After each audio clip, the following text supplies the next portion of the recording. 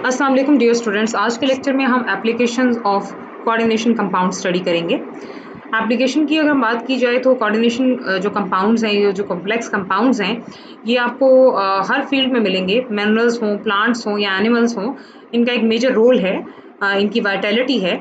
इसके अलावा अगर आप अपने इर्द गिर्द देखें तो आप बहुत सारी ऐसी फील्ड्स हैं जो टेक्निकल फील्ड्स हैं, जैसे मेटलर्जी है, बायोकेमिस्ट्री है, आयन एक्सचेंज है, टेक्सटाइल का जितना भी है मामला, या डाइंग इंडस्ट्री है, एनालिटिकल पर्पसेस के लिए भी अगर हम देखें तो ये कहीं ना कहीं कोऑर्डिनेशन कंपाउंड्स जो है एक वाइटल रोल प्ले कर रहे हैं।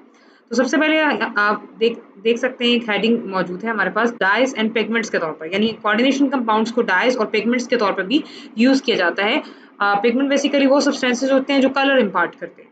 तो पुराने टाइम में अगर देखें तो एशियन टाइम में कोऑर्डिनेशन कंपाउंड्स को डाइज और पिगमेंट्स के तौर पर जो है इस्तेमाल किया जाता था, जिसमें मैटर डाई मौजूद है जो कि रेड कलर का होता है, और पुराने ज़माने में ग्रीक्स इसे इस्तेमाल करते थे, और इसके अलावा पर्शियन भी इसी डाई का इस्तेमाल करते थे। ये बेसिकली जो मैटर डाई है, ये बेसिकली हाइड्रोक्सी एंथ्राक्विनोन का एक कॉम्प्लेक्स है, और नॉर्मली इसका इस्तेमाल किस मकसद के लिए होता है, that are normally use as a invisible inks. जैसे कि एक एग्जांपल आप देख सकते हैं जिसमें कोबाल्ट हेक्सा एक्वा कॉम्प्लेक्स मौजूद है विद क्लोराइड।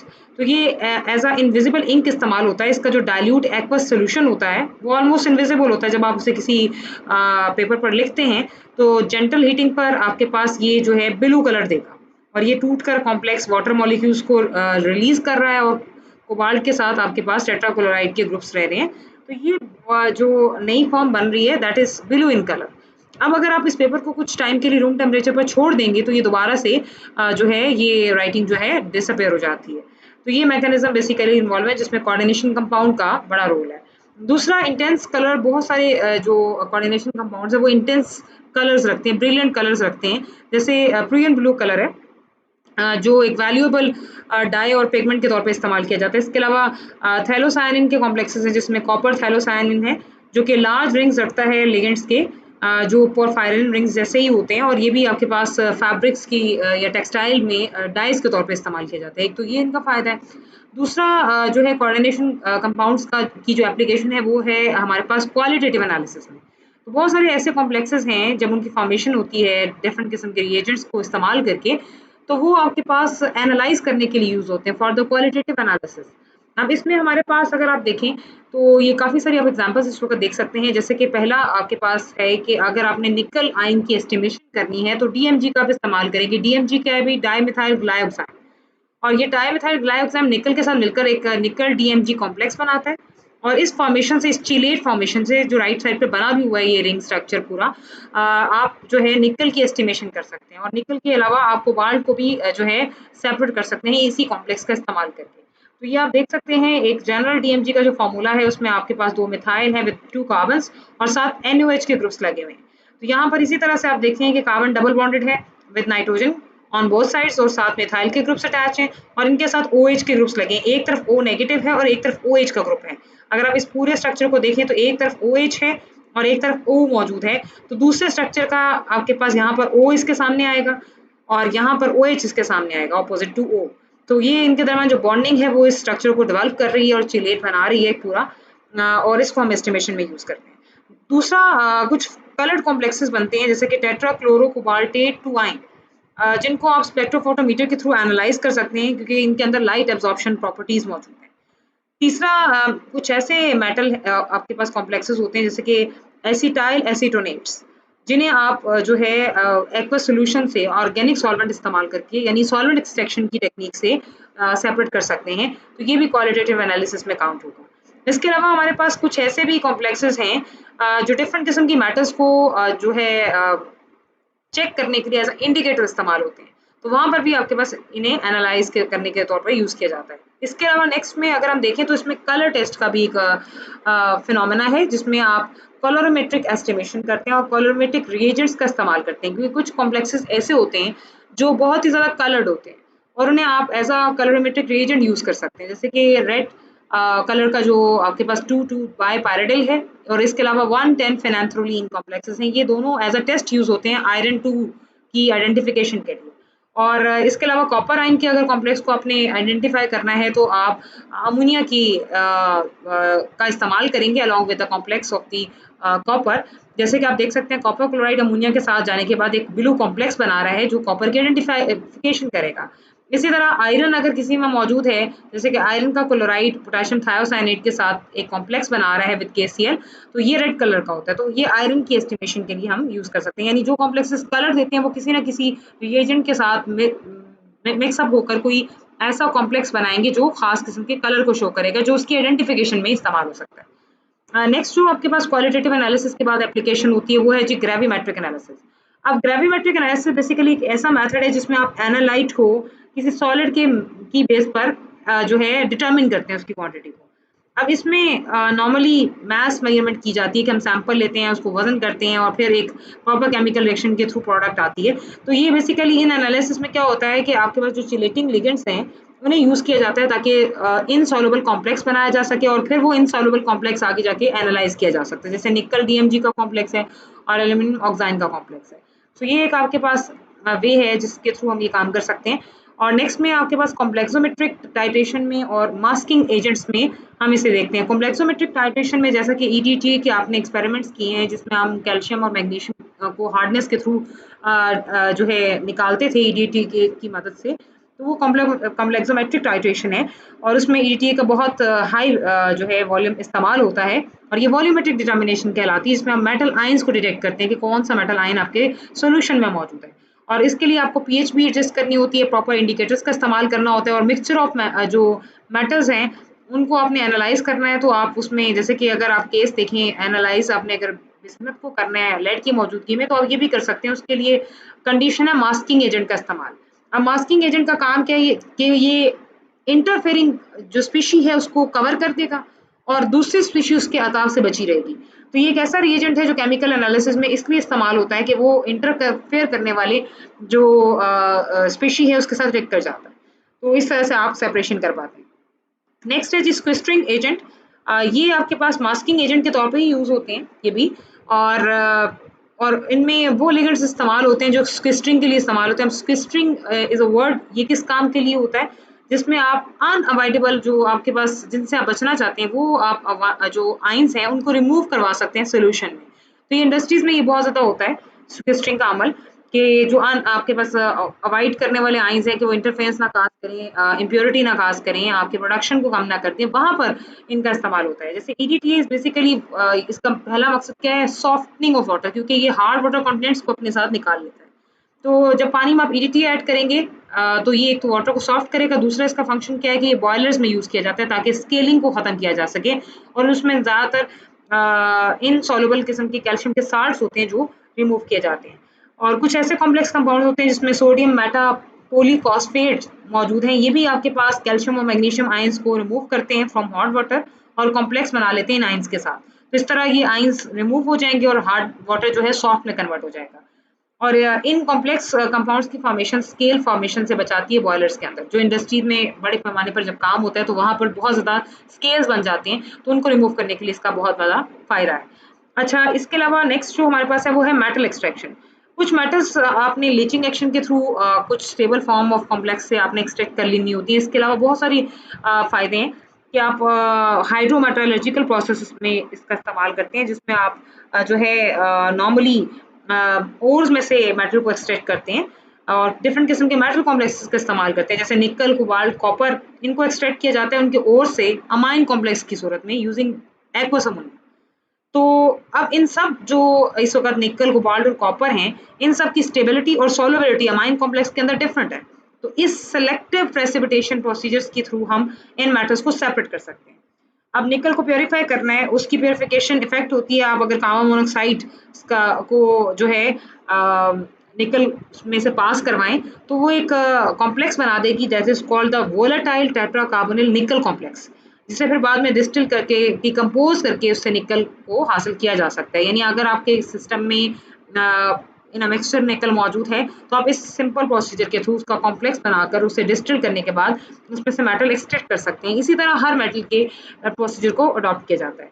इसके अलावा हमारे पास एक्वस साइनाइड जो सॉल्यूशंस हैं वो नॉर्मली गोल्ड के कंटेंट्स को उसके ओर्स में से निकालने के लिए इस्तेमाल होते हैं और स्टेबल बेसिकली डाई साइनोओरेट कॉम्प्लेक्स की सूरत में ये गोल्ड को एक्सट्रैक्ट कर पाते हैं। साइनाइड के कॉम्प्लेक्सेस इसके अलावा इलेक्ट्रोप्लेटिंग में भी इस्तेमाल होते हैं, जिसमें हम एक मेटल के ऊपर दूसरी लेयर जो है चढ़ाते हैं। जैसे सिल्वर और गोल्ड जो है एज अ कॉम्प्लेक्स ऑफ साइनाइडाइन इस मकसद के लिए इस्तेमाल होते हैं। इसके अलावा कुछ चिलेटिंग लिगेंड्स हैं, डाइमेथाइल ग्लूटाथायोन है, एसिटाइल एसीटोनेट है, या एसिटाइल एसीटोन भी है, डायथायोक्सॉन है। ये चिलेट्स बनाते हैं बहुत सारे मेटल आयंस के साथ, जिन पर कोई चार्ज नहीं होता। तो नॉर्मली ये कॉम्प्लेक्स इनसॉल्युबल होते हैं वाटर में, लेकिन ऑर्गेनिक सॉल्वेंट्स में डिसॉल्व हो सकते हैं। तो जब ये एक ऐसी टेक्निक है सिंपल जिसमें हम ऑर्गेनिक और एक्वस फेज में से सेपरेशन कर सकते हैं, तो सॉल्वेंट एक्सट्रैक्शन का इस्तेमाल होता है, तो वहाँ पर भी मेटल की एक्सट्रैक्शन पॉसिबल है। नेक्स्ट जो इसकी एप्लीकेशन है वो है बायो इनऑर्गेनिक केमिस्ट्री, यानी इनऑर्गेनिक कंपाउंड्स भी, उसमें भी आप कॉम्प्लेक्स फॉर्मेशन देखते हो। जैसे कि हीमोग्लोबिन है, क्लोरोफिल है, विटामिन बी 12 है, ये नेचुरली अक्रिंग है सबके सब। और एनिमल सेल के अंदर आयरन की +2 स्टेट +3 स्टेट और आपके पास मौजूद होती है in the form of protein based, जो कि कोऑर्डिनेशन कंपाउंड होता है ऑफ हीमोग्लोबिन फैमिली, जिसे आप साइटोक्रोम सी कहते हैं, जो कि कैटलिस्ट के तौर पे एक्ट करता है ताकि सारे एक तो मेटाबॉलिज्म को फास्ट करे और जितने फंडामेंटल लाइफ प्रोसेसेस हैं उनको ऑक्सीजन की यूटिलाइजेशन की ज़रूरत होती है वो सप्लाई कर सके। सेकंड जो क्लोरोफिल है, अगर आप इसकी भी स्ट्रक्चर पर जाएँ तो ये प्लांट्स का एक अहम जुज़ है और ये एक बेसिकली चिलेटिंग कंपाउंड है, जिसमें magnesium in the centre linked होता है पायरोल न्यूक्लियाई के साथ। सो ये भी एक चिलेटिंग आपके पास नेचुरली अकरिंग है और ये बेसिकली एक रेड कलरिंग पिगमेंट है ब्लड का।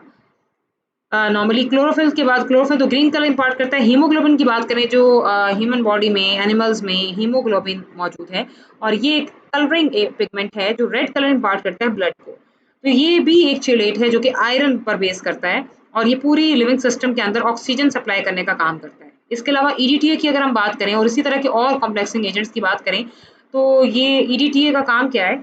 ईडीटीए और बहुत सारे कॉम्प्लेक्सिंग एजेंट्स जो हैं क्यों इस्तेमाल किए जाते हैं? ताकि हार्मफुल रेडियो एक्टिव या टॉक्सिक किस्म के एलिमेंट्स अगर बॉडी में हैं, जैसे लेड वगैरह हैं या कार्सिनोजेनिक एलिमेंट्स हैं, उनको इफेक्टिवली रिमूव करवाया जा सके बाय मेकिंग सम कॉम्प्लेक्स। और इन केसेस के अंदर एक मेटल चीलेट बन जाता है जो सॉल्युबल फॉर्म में बनता है, और फिर वो सेपरेशन करता है।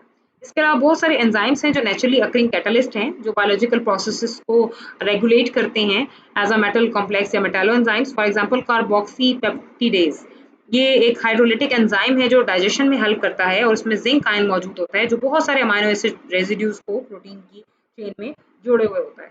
इसके अलावा एक और एंजाइम है जी कैटालेज, जो कि इफेक्टिव कैटलिस्ट है हाइड्रोजन पेरोक्साइड की डीकम्पोजिशन के लिए, जिसमें आयरन पोरफायरिन कॉम्प्लेक्स मौजूद होता है। दोनों केसेस जो आपने पढ़े अभी, ये कोऑर्डिनेटेड मेटल आयंस पर बेस कर रहे हैं और इनमें एक ये वो साइट्स हैं जो कैटालिटिक एक्टिविटी परफॉर्म करते हैं। इसके अलावा विटामिन बी 12 जो है ये कोबाल्ट का एक कॉम्प्लेक्स है जो कि मैक्रोसाइक्लिक लिगेंड रखता है, जिसमें हम कॉरिन यानी बड़े बड़े रिंग्स इसमें बनते हैं, इसको हम कॉरिन कहते हैं।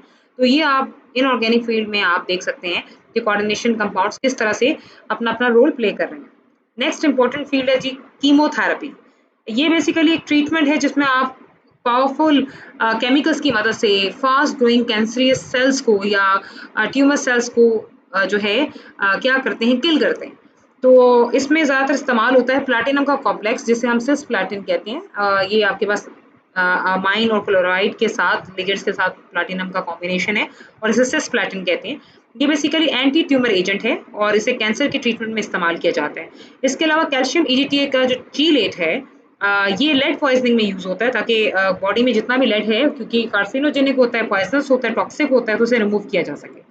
इसके अलावा एक्सेस ऑफ द कॉपर जो है वो लीवर में अगर मौजूद हो तो वो सेंट्रल नर्वस सिस्टम को माल फंक्शन कर देती है, तो उसकी एक्यूमुलेशन को रिमूव करने के लिए पेंसिलामाइन चिलेटिंग एजेंट इस्तेमाल किया जाता है और ये कॉपर चिलेट जो है यूरिन के थ्रू बॉडी में से फिर रिमूव होगा। एक्सेस ऑफ आयरन अगर आपने रिमूव करना है तो आप चिलेटिंग लिगेंड डेस्फेरिऑक्सोम बी का इस्तेमाल करेंगे, जो कोऑर्डिनेशन कंपाउंड बनाते हुए इसे आयरन को सिस्टम में से रिलीज कर देगा।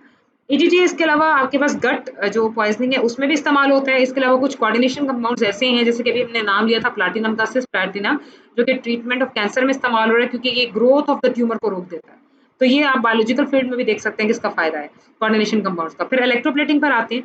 बहुत सारे ऐसे कॉम्प्लेक्स कंपाउंड्स हैं जो इलेक्ट्रोलाइट्स के तौर पर इलेक्ट्रोप्लेटिंग की फील्ड में इस्तेमाल होते हैं। और ये मेटल आयंस जो ये कॉम्प्लेक्सेस हैं ये डिलीवर करते हैं मेटल आयंस के वो रिड्यूस हों।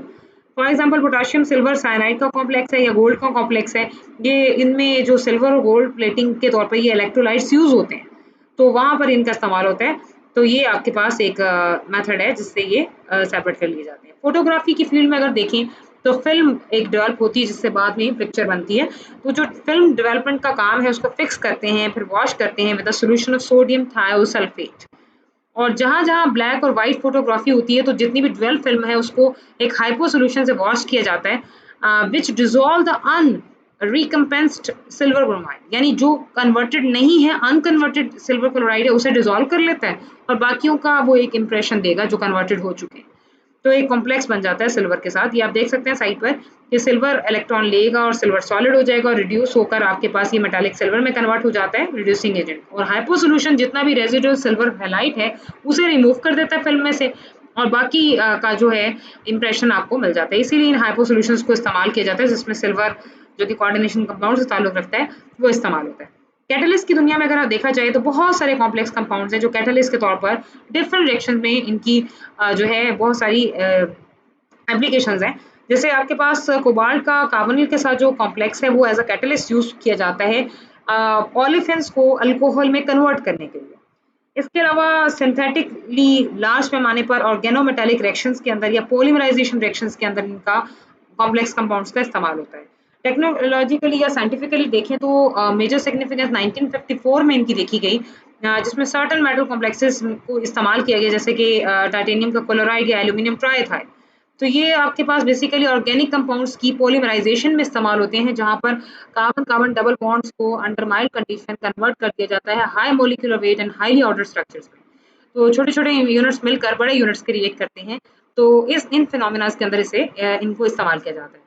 कुछ ऐसे पॉलीमर्स हैं जो कमर्शियल लेवल पर बहुत इंपॉर्टेंट हैं, फाइबर्स हैं, फिल्म्स हैं या प्लास्टिक है जिनका एक वाइड रेंज इस्तेमाल है। इसके अलावा बहुत सारे और टेक्नोलॉजिकल प्रोसेस हैं जो मेटल कॉम्प्लेक्स कैटलिस्ट पर बेस करते हैं और उनकी बगैर कैटालिसिस नहीं हो सकता।